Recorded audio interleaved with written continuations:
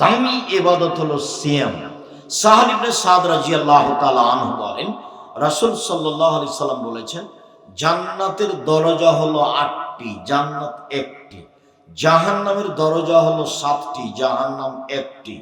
জান্নাতের দরজা হলো 8টি, জান্নাত 1টি। তার একটি দরজার নাম হচ্ছে রায়ান। রায়ান মানে পানি পান করে তৃপ্তি লাভ করা।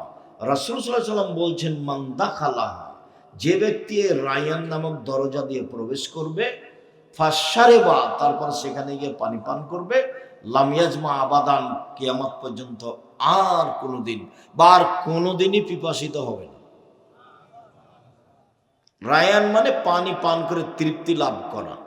তো রাসূল সাল্লাল্লাহু আলাইহি সাল্লাম বলছেন, যেদিন মানুষ জান্নাতে প্রবেশ করবে সেদিন জান্নাতের 8টা দরজা থেকে ফেরেশতারা স্বাগত জানাবে, আসেন আসেন, যারা হজ করেছেন এই দরজা দিয়ে আসেন, আসেন যারা দান করেছেন এই দরজা দিয়ে আসেন, আসেন যারা সিয়াম পালন করেছেন এই দরজা দিয়ে আসেন, আসেন যারা সালাত আদায় করেছেন এই দরজা দিয়ে আসেন। তখন আবু বকর সিদ্দিক রাদিয়াল্লাহু আনহু বলছেন, আল্লাহর নবী, কোন ব্যক্তি কি এমন হবে যাকে সব দরজা থেকে ডাকা হবে? একজন ব্যক্তি। তাহলে রাসূল বলছেন, হ্যাঁ তুমি তার মধ্যে, যাদেরকে সব দরজা থেকে ডাকা হবে। আবু বকর সিদ্দিক রাদিয়াল্লাহু আনহু কত যে দামি মানুষ, আল্লাহ, সব দরজা থেকে ডাকা হবে। তো রাসূল সাল্লাল্লাহু আলাইহি ওয়াসাল্লাম বলছেন, সিয়াম পালনকারীর শেষ ব্যক্তি যখন ঢোকে যাবে তখন এই দরজাটা বন্ধ করা হবে, বাকিগুলো খোলা থাকবে। মানে হজ পালনকারী হজের দরজা দিয়ে প্রবেশ করতে পারবে আর দানের দরজা দিয়ে প্রবেশ করতে পারবে। সালাত আদায়কারী সালাতের দরজা দিয়ে প্রবেশ করতে পারবে আর হজের দরজা দিয়ে প্রবেশ করতে পারবে। কিন্তু সিয়াম ছাড়া এ দরজা দিয়ে প্রবেশ করা যাবে না। সিয়াম ইবাদতের জগতে দামি গুরুত্বপূর্ণ ইবাদত হলো সিয়াম। আব্দুল ইবনে উমর বলেন, রাসূল সাল্লাল্লাহু আলাইহি ওয়াসাল্লাম বলেছেন, সিয়াম বিচারের মাঠে কথা বলবে আপনার পক্ষে, কোরআন মাজিদও বলবে। সূরা বাকারা, আল ইমরান আপনার পক্ষে খুব শক্তভাবে দাঁড়াবে, তর্ক লাগিয়ে দেবে আল্লাহর সাথে। তবে একটা সূরা আছে, তার নাম সূরা মুলক। সেই মুলক সূরাতে 30টা আয়াত আছে। আল্লাহ নবী বলছেন যে যারা মুলক পড়ে, সূরা মুলক তার পক্ষে বিচারের মাঠে এমন তুমুল তর্ক বিতর্ক লাগাবে, যতক্ষণ পর্যন্ত এর জান্নাত ঘোষণা না হবে ততক্ষণ পর্যন্ত এই সূরা ওখান থেকে যাবে না। সূরা মুলক রাতে যে পড়ে তার কবরের শাস্তি হবে না। পেটের ব্যথায় মারা গেলে কবরের শাস্তি হবে না। জুমার দিন মারা গেলে কবরের শাস্তি হবে না। শহীদ হলে কবরের শাস্তি হবে না। মনে থাকবে না মনে হয়? এক, সূরা মুলক রাতে পড়লে কবরের শাস্তি হবে না। 2, পেট ব্যথায় মারা গেলে কবরের শাস্তি হবে না। 3, জুমার দিন মারা গেলে কবরের শাস্তি হবে না। 4, শহীদ হলে কবরের শাস্তি হবে না। শেষে 3টা কঠিন, একটা সহজ। সেটা কি? সূরা মুলক পড়া। জুমার দিন মরণ হবে কিনা কেউ বলতে পারবে? আর শহীদ কিনা, সব তো দুনিয়ার লোক বলছে যে সবাই শহীদ। কে যে শহীদ? আল্লাহ রাসূল বলছেন, সাইয়্যিদুশ শুহাদা হামজা ইবনে আব্দুল মুত্তালিব, পৃথিবীর সবচেয়ে দামি মানুষ শহীদ হিসেবে শহীদদের সর্দার হামজা ইবনে আব্দুল মুত্তালিব। আব্দুল মুত্তালিবের ছেলে হামজা। হামজা রাদিয়াল্লাহু তাআলা যদি শহীদ মিনার তৈরি করতাম আমি আব্দুর রাজ্জাক বিন ইউসুফ, তাহলে কার শহীদ মিনার তৈরি করতাম? হামজা রাদিয়াল্লাহু তাআলা করতাম। কেন? আল্লাহ নবী বলছেন, একবারে পৃথিবীর সূরা আদম থেকে নিয়ে কিয়ামত পর্যন্ত যত মানুষ শহীদ হয়েছে হবে, তার সর্দার হলেন হামজা। কত বড় দামি শহীদ বিচারের মাঠে, তার নেকি দেখে সবাই অবাক হয়ে যাবে। যদি শহীদ মিনার তৈরি করতাম তাহলে কার করতাম? হামজা রাদিয়াল্লাহু তাআলা করতাম। যখন এর হামজারই হয়নি তখন পৃথিবীতে আর কারো শহীদ মিনার তৈরি হবে না। মাথায় অত নাই, গোবর নেই, কিছু ঘেলু আছে মাথায়, সবই গোবর নেই। মানুষের জন্য শহীদ মিনার তৈরি করব মানে, করলে কার করতাম? তোমার চলে। হে, তুমি যে কেন দুনিয়াতে এসেছো আমার বুঝে আসে না। চাঁদাবাজি করো, ধোকাবাজি করো, দালালি করো, শহীদ মিনার তৈরি করো, সকালে ঘুম থেকে উঠে গিয়ে বলো কালিমার আকাশ, ও কালিমা তোমার আকাশ, তোমার বাতাস, সে আমরা কোনোদিন বলি না। দেহে শ্বাস থাকাকালীন বলবো না, দেখি কতদিন চলে। 18 কোটি মানুষ আছে এদেশে, নাকি কোন মহিলার একটা বাচ্চা হলো না যে বাচ্চাটার মুখের গান মুসলমানেরা বলবে? ঠাকুরের গান চলে মুসলমানের মুখে। লজ্জা হয় না তোমার? শরম হয় না তোমার? হায়া হয় না তোমার? ইতস্তবোধ হয় না তোমার? তুমি নাকি শিক্ষিত মানুষ। আমি বলিনি শিক্ষিত, তুমি বলছো জোর করে। শিক্ষামন্ত্রী নাকি তুমি?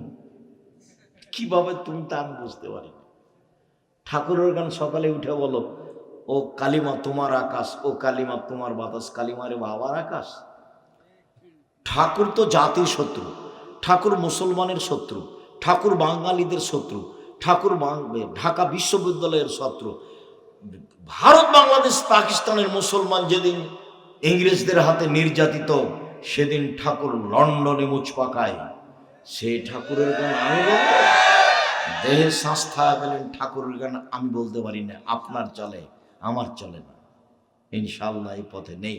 আপনার চলে, আমার চলে না। ঠাকুরের গানকে আমি বলতে আসিনি দুনিয়াতে। ঠাকুর আবার কে? ঠাকুর একজন মুসলিম বিদ্বেষী মানুষ। ঠাকুর একজন ভারত, বাংলাদেশ, পাকিস্তানের বদ মানুষ।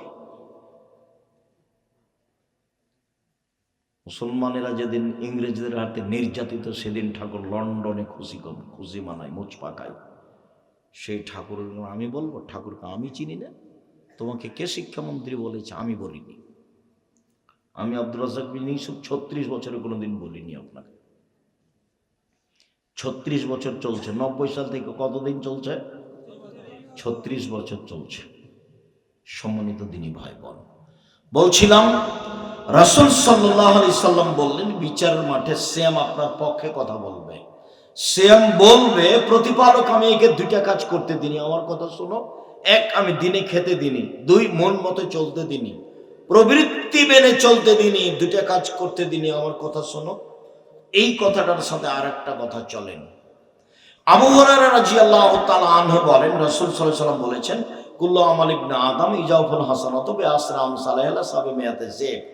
আদম সন্তানের সব নেকি 1 থেকে 10, 10 থেকে 700, আরো আরো আরো।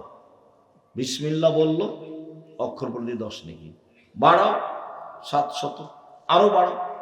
ফকিরকে 10টা টাকা দিল, 10 নেকি, বাড়াও, আরো বাড়াও 700, আরো বাড়াও। কিয়ামত পর্যন্ত বাড়ি একবার পালা করে দাও। আল্লাহ তাআলা বলছেন তবে সিয়াম ফাইনাহু লি, সিয়াম আমার ব্যাপার, আনা আজিজিবে, এই প্রতিদান আমি দিব। সিয়াম আমার ব্যাপার, প্রতিদান আমি দিব। আল্লাহ বলছেন সিয়াম আমার ব্যাপার, প্রতিদান আমি দিব। কেন? আমার কারণেই তো সে 2টা জিনিস ত্যাগ করেছে। 1, খাদ্য, 2, প্রবৃত্তি। প্রবৃত্তি কি জিনিস? দোকানে বসে আড্ডা পিটে বদনাম করার নাম প্রবৃত্তি। মানুষের গীবাত করার নাম প্রবৃত্তি। মিথ্যা মামলা দেওয়ার নাম প্রবৃত্তি। চাঁদাবাজি করার নাম প্রবৃত্তি। জুয়াচুরি দাগাবাজি করার নাম প্রবৃত্তি। অন্যায় অবিচার লুটতরাজ রাহাজানি মারামারি করার নাম প্রবৃত্তি। মিথ্যা কথা বলার নাম প্রবৃত্তি। ল্যাংটা পোশাক পরে এই যে অমৃত পাড়ার মেয়েরা একবারে ভ্যানিটি ব্যাগ ঘাড়ে করে 800 বোরকা পরে চলে যাচ্ছে, দেখাচ্ছে যে ও তাহাজ্জুদ পড়ে। ওর বাপ নেই, ওর বাপ দেখে না। এই মেয়ে, এই তোমার বাপ নেই, তোমাকে দেখে না? ওই 800 বোরকা পরে তুমি যাও কি করে? শরম হয় না কেন? হায়া হয় না কেন? লজ্জা হয় না কেন? খারাপ লাগে না কেন? নখগুলো বড় কেন তোমার? ও তো ইহুদি খ্রিস্টানদের পতিতালয়ের মেয়েদের নখ বড় থাকে, নখে নেইল পালিশ থাকে, তোমার কেন? ভরু তুলে চিকন করেছো কেন? ভরু তুলে চিকন করেছো কেন? কি দেখাতে চাচ্ছ তুমি এভাবে? কে তোমাকে শিক্ষিতা নারী বলেছে? তুমি জাতির জন্য কলঙ্ক, তুমি জাতির জন্য কলঙ্ক। তুমি কি বিদ্যে শিখেছো? কোনটা শিষ্টাচার? শিষ্টাচার কাকে বলে? আল্লাহ নবী বললেন যে 2টা মেয়ের যদি কেউ লালন পালন করে, তাহলে আমি মুহাম্মদ সাল্লাল্লাহু আলাইহি সাল্লাম আর সেই বাপ জান্নাতে একসাথে এভাবে থাকবে। তো বাপ, তোমার বাপ যাবে এভাবে নবীর সাথে থাকবে? তোমার বাপ থাকবে? তোমার বাপ জাহান্নামে চলেই গেছে, তো ঢুকেনি কেন? মরেনি এই জন্য। কার কারণে? তোমার কারণে। তোমার বাপ তো বিচার টিকতে পারবে না। আমি নিশ্চিত জানি যে এটা তোমার বাপ, তারপরে আমি দুঃখে বলেছি এটা তোমার চাচা। আমি তো জানি যে এটা তোমার বাপ, তারপরে আমি আমার আফসোস করে দুঃখে বলেছি। আফসোস করে বলেছি তোমার মাকে মা বলিও না, খালা বলে ডাক। তোমার মা দায়িত্ব পালন করেনি। মহিলা মানুষ বোঝে না মা কাকে বলে। খাচ্ছে, হাঁকছে, দিন কাটাচ্ছে, সময় কাটাচ্ছে, হাটে বাজারে যাচ্ছে, মনে করছে আমি মা। এর নাম তো মা নয়। মা তো আল্লাহ রসুল বলছেন পাহারাদার হচ্ছে মা, পাহারাদার। সম্মানিত দিনী ভাই বোন, বলছিলাম রাসূল সাল্লাল্লাহু আলাইহি সাল্লাম বললেন যে আল্লাহ তাআলা বলেন আমার কারণেই তো দুটা জিনিস ছেড়ে দিয়েছে। খাদ্য সবাই পারে, প্রবৃত্তি। প্রবৃত্তি কি জিনিস? দাড়ি চাঁচে যারা, প্রবৃত্তিকে মানে তারা। দাড়ি ছোট করে যারা, প্রবৃত্তিকে মানে তারা। সুদ খায় যারা, প্রবৃত্তিকে মানে তারা। মিথ্যা কথা ধোঁকাবাজি করে যারা, প্রবৃত্তিকে মানে তারা। দোকান পাটে বসে আড্ডা পিটে যারা, প্রবৃত্তিকে মানে তারা। মিথ্যা কথা বলে যারা, প্রবৃত্তিকে মানে তারা। মানুষকে জেল হাজতে দেয় যারা, প্রবৃত্তি মানে তারা। মিথ্যা সাক্ষী দেয় যারা, প্রবৃত্তিকে মানে তারা। শিরক বেদাত করে যারা, প্রবৃত্তিকে মানে তারা। প্রবৃত্তিকে মানে যারা জাহান্নামে যাবে তারা। হজবতের নার বিশ্বহত, জাহান্নাম ঘেরা আছে প্রবৃত্তি দিয়ে। ও হজবতের জান্নাত মাকারেহে, নিয়ম নীতি কষ্ট ক্লেশ ত্যাগ তিতিক্ষা দিয়ে ঘেরা আছে জান্নাত। নিয়ম নীতি কষ্ট ক্লেশ ত্যাগ তিতিক্ষা অনেক কিছু দিয়ে ঘেরা আছে জান্নাত, আর প্রবৃত্তি দিয়ে ঘেরা আছে জাহান্নাম। সম্মানিত দিনী ভাই বোন, ইবাদতের জগতে সবচেয়ে দামি ইবাদত হলো সিয়াম। মুহররমের 2 দিন সিয়াম থাকলে বিগত 1 বছরের পাপ ক্ষমা হবে। 2, আরাফার 1 দিন সিয়াম থাকলে আগে পরে 2 বছরের পাপ ক্ষমা হবে। 3, প্রতি মাসে 3 দিন সিয়াম থাকলে আর রমজানের সিয়াম থাকলে সারা বছর সিয়াম পালনের নেকি হবে। 4, শাওয়ালের 6 দিন সিয়াম থাকলে আর রমজানের সিয়াম থাকলে সারা বছর সিয়াম পালনের নেকি হবে। 5, বৃহস্পতিবার সোমবার মানুষের পাপ নেকি আল্লাহর দরবারে পেশ করা হয়। এই জন্য আল্লাহর নবী বৃহস্পতিবার সোমবার সিয়াম থাকতেন। আশা যে আপনি বৃহস্পতিবার সোমবার সিয়াম থাকেন না। আপনি কেন থাকেন না? কে নিষেধ করে আপনাকে? সাহারি খাওয়া তো জরুরি নয়, খাওয়া ভালো, না খেয়ে থেকে যাবেন। সিয়াম থাকেন না কেন? কি সমস্যা? আল্লাহ নবী বলছেন বৃহস্পতিবার সোমবার আল্লাহর দরবারে আমার পাপ নেকি পেশ করা হয়। আমার মনটা চায় আল্লাহ আমার রিপোর্টটা যখন দেখবে তখন সিয়াম অবস্থায় দেখবে, দেখো তুমি আমার রিপোর্ট দেখো, দেখো আমি সিয়াম আছি। 6, একদিন সিয়াম একদিন এমনি। আদম আলাইহিস সালাম, দাউদ আলাইহিস সালামের সিয়াম, একদিন সিয়াম একদিন এমনি, একদিন সিয়াম একদিন এমনি। 7, জুলহিজ্জার 9 দিন সিয়াম একটানা। রাসূল সাল্লাল্লাহু আলাইহি ওয়াসাল্লাম বলেন জুলহিজ্জার প্রথম দশকের নেকি যত বেশি আর কোন মাসে এরকম তত বেশি নেকি নেই। প্রথম দশক যত উত্তম আর কোন দশক তত উত্তম নয়। তখন বিদ্বানেরা বলতে চাইলেন যে রমজানের শেষ দশকের চেয়ে জুলহিজ্জার প্রথম দশক বেশি দামি। আবার বলি, রমজানের শেষ দশকের চেয়ে জুলহিজ্জার প্রথম দশক বেশি দামি। কিভাবে? রমজানের শেষ দশকে একটাই বড় জিনিস আছে, সেটা হলো লাইলাতুল কদর। আর জুলহিজ্জার প্রথম দশকে 3টে জিনিস বেশি আছে। 1, কুরবানি, 2, হজ, 3 আরাফার মাঠ। আরাফার মাঠ মানে পাপ ক্ষমা। তাহলে যুলহিজ্জাতে কয়টা জিনিস আছে? প্রথম দশকে 3টে। এক, কুরবানি। আপনার কুরবানি হবে এটা আমার মনে হয় না। কেন? ওই যে হুজুর বলেছে, কে বলেছে ভাগে কুরবানি চলবে না? ফাটিয়ে দিচ্ছে, তখন আপনিও ভাগে দিচ্ছেন। আমি তো কোনোদিন বলিনি, আমারটাই মানতে হবে। এইভাবে আমি চাপ দিয়ে না বললে আমি বলি, জাতির যদি রাস্তাঘাট করে দিতে না পারি, জাতির যদি স্কুল কলেজ করে দিতে না পারি, জাতিকে চূড়ান্ত সঠিক ধর্ম দিতে পারবো ইনশাল্লাহ। ধর্মের ব্যাপারে জাতিকে ফাঁকি দিয়ে আমি পরকাল হারাতে রাজি নই। এই জন্য আমি বলি ভাগে যায়েন না। কে কার টাকা কেমন আর কি হলো, কে বলছে 7 পরিবারে চলবে, কে বলছে 7 জনে চলবে।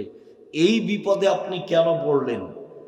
কুরবানি অনেক নেকির কাজ, বিশাল ইবাদত কুরবানি। শুনুন, কুরবানি আর আকিকা দুইটার মধ্যে কোনো সম্পর্ক নেই। আকিকা ভিন্ন জিনিস, কুরবানি ভিন্ন জিনিস। আকিকা ভিন্ন জিনিস, কুরবানি ভিন্ন জিনিস। কুরবানি হচ্ছে নেকির কাজ, আকিকা হচ্ছে বাপের জিম্মেদারি। 7 দিনের দিন আকিকা দিতে হবে। চাঁপাই নবমীর ভাষাতে আপনি তো দিবেন, আপনার বাপকে দিতে হবে। আকিকা দিতেই হবে। জন্মের 7ম দিনে আকিকা দিতে হবে। 14 দিনে চলে না, 21 দিনে চলে না, জীবনে একদিন চলে না। 7 দিনের আগে বাচ্চা মারা গেলে আকিকা লাগবে না, এটাই চূড়ান্ত। কানা হোক, ন্যাংড়া হোক, খোড়া হোক, 2 মাসের হোক, 10 দিনের হোক, খালি জানে বেঁচে আছে তাহলেই হবে। ছেলের জন্য 2টা, মেয়ের জন্য 1টা। ছেলের জন্য যদি 2টা না পাওয়া যায়, 1টা হলেও হবে। 7 দিনের দিন 4টা কাজ। 1, নাম রাখুন। 2, পশু কুরবানি করুন, ভেড়া ভেড়ি, ছাগল ছাগি, দুম্বা দুম্বি। 3, মাথা নেড়ে করুন। 4, চুল সম পরিমাণ রূপা সমমূল্য দান করে দেন।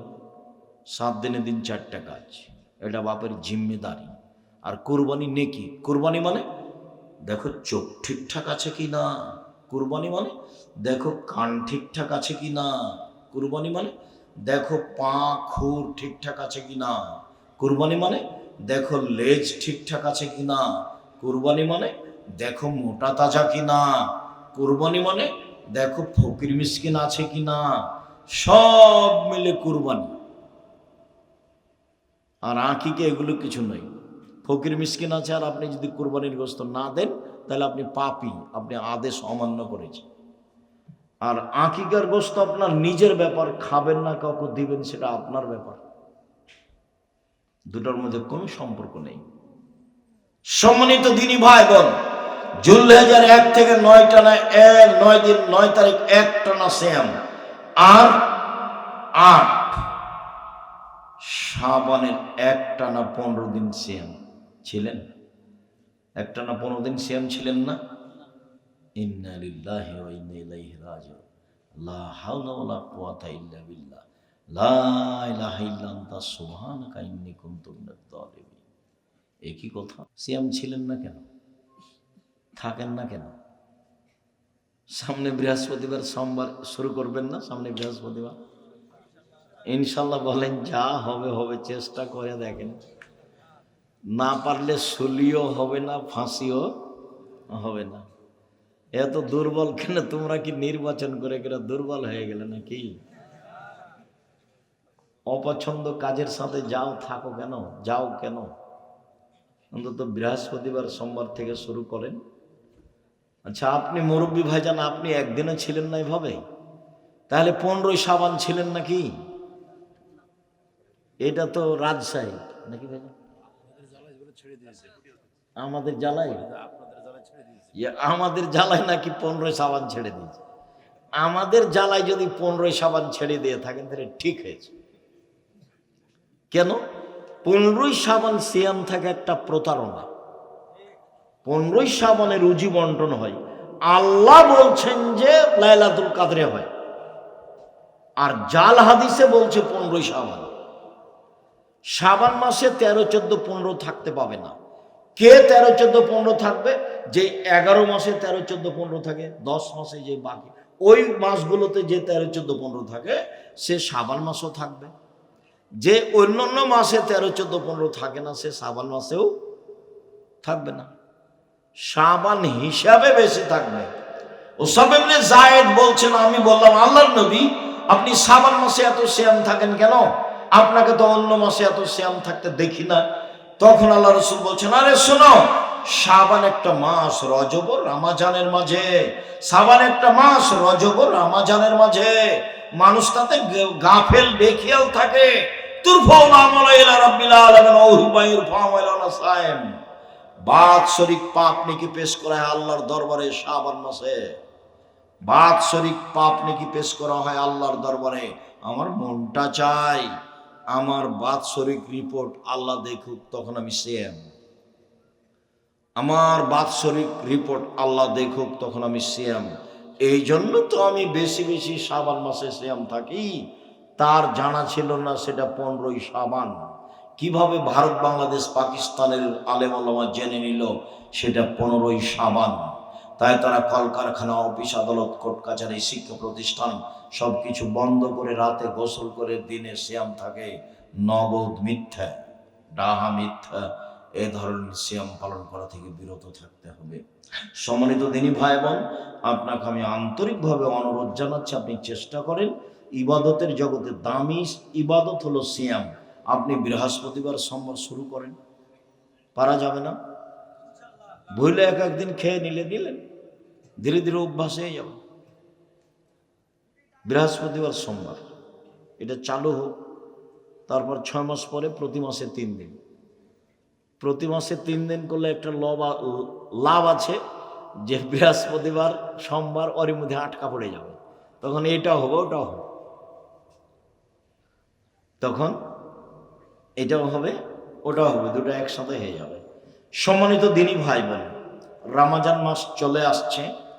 রমজান মাসের জন্য জরুরি কয়টি কাজ?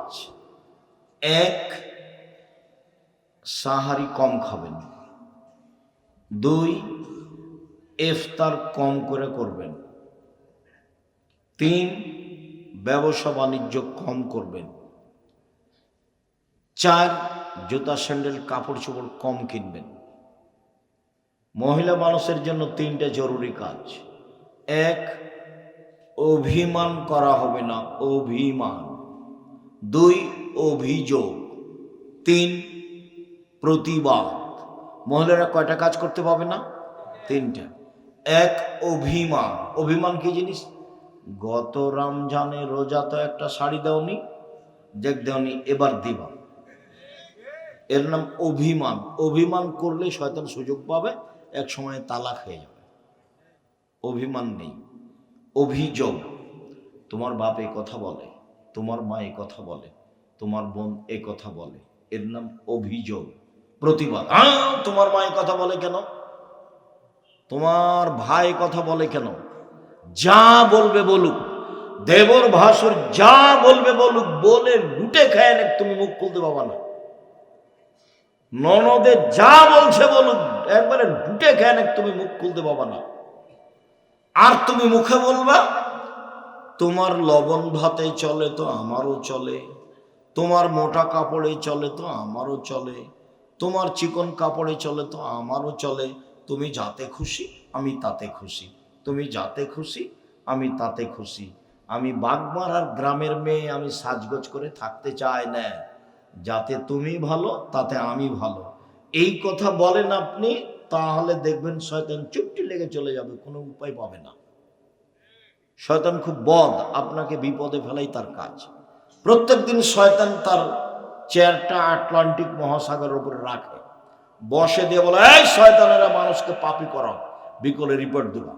সব বিকলে এসে রিপোর্ট দেয়, যা হবো না, হ্যাঁ বলো, আমি অমুককে জেনা করিয়েছি, যা, তোর এটা কোনো কাজই হয়নি। যাবো না, আমি অমুককে মারামারি করিয়েছি, যাও, এটা কোনো কাজ হয়নি। যাবো না, আমি স্বামী স্ত্রীর মধ্যে গন্ডগোল লাগিয়ে দিয়েছি। যেমন এই কথা বলে, একবারে ইবলিশ চেয়ার থেকে উঠে লাফ দিয়ে বুকে জড়িয়ে ধরে তাকে বলে, যে তুমি একটা কাজ করেছ, তাহলে শয়তান এখানে বেশি সফল হয়। শয়তান কোথায় বেশি সফল হয়? স্বামী স্ত্রীকে ক্ষতিগ্রস্ত করতে পারলে বেশি সফল হয়। আপনি আমার দিনী বোন, অভিযোগ করবেন না, আপত্তি করবেন না, অভিমান করবেন না, এমনি থাকেন সংসারে, ভালো হবে। আর শ্বশুর শাশি বেঁচে থাকলে তার সেবায় থাকবেন। শাশুড়ি যদি বলে খালেদা, একবারে উড়ে আসবে, জি আম্মা বলেন, কি করতে হবে বলেন আম্মা। খালেদা জি। আর যদি শাশুড়ি ডাকে খালেদা নেই, ও যদি হাতে হাতে উপস্থিত, তাহলে শাশুড়ি বলবে মেয়েটা খুব ভালো, মেয়েটা খুব হালকা, মেয়েটা খুব ভালো, খুব হালকা বেটি ছেলে।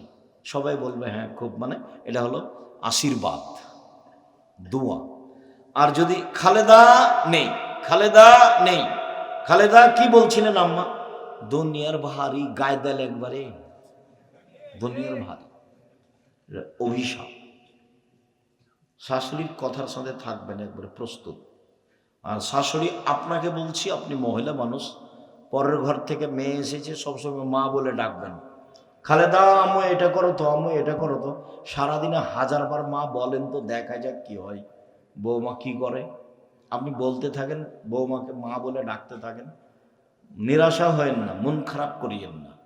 যতই বলি আদেখলার বেটি আদেখলা খালি উল্টা চলে, এটা বলতে হবে। আপনি এটা চাঁপাই নওমাজের ভাষা হয়ে গেল। আপনি বলতে থাকেন স্নেহ করে, দেখা যাক কি হয়। আর যখন তখন ভুল ধরবেন না বৌমার, এই সেই, এই জানে না, সেই জানে না। আর বিহানের কাছে কিছু নেবেন না। এই সময়তে আম, এই সময়তে আটা, এই সময়তে গরু, এই সময়তে ছাগল, এই সময়তে টাকা, মানে কোনো কিছু নাই। সাহস করে না যেন। আর তোমাকে বলছি শ্বশুরের কাছে কিছু নিবা না, যা নিয়েছে সেটা ফেরত দিয়ে দিবা, কিছুই নিবা না। তোমার শ্বশুরকে প্রতি বছরে একটা লুঙ্গি উপহার দিবা। কথার শেষে চলে আসলাম। রামাজানকে মূল্যায়ন করতে হবে কম খেয়ে, তারাবি পড়ে, কোরআন তেলাওয়াত করে, তাসবিহ তাহলিল জিকির আজকার করে, নতুন জিনিস কেনাকাটা না করে। সাজগোছের নাম রামাজান নয়। তো ছেলেরা যারা আছো, আমি কথা বলা শেষ করছি।